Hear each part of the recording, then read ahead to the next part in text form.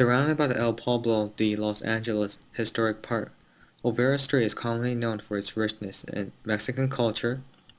The street now is the hottest tourist attraction in the area, offering entertainment in many forms to the visitors. Formerly known as the Wine Street, the change of name occurred to honor the first country judge, Augustine Olvera.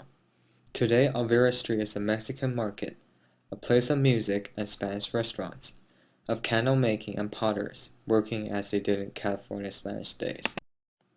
As bright and lively as it seems today, the street, however, had a relatively dark past. There was a time when Olvera Street was nothing different from a dirty alley composed of bootleggers, narcotic peddlers, and prostitutes.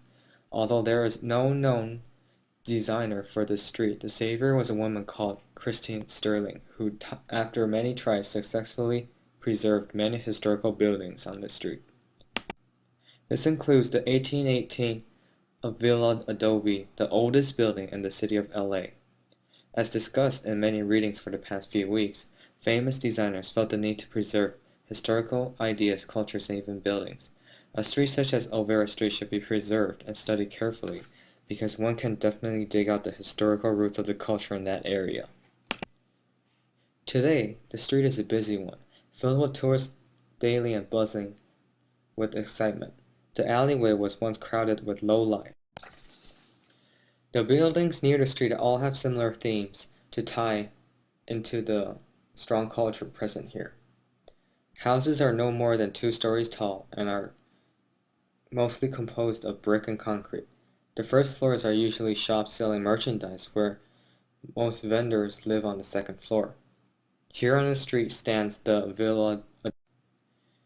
The theme of the street is basically a Mexican village theme, where small stalls with awnings are seen in almost every building. As talked about in many of the essay readings we had, buildings that have relationships with surrounding buildings are the best architectures.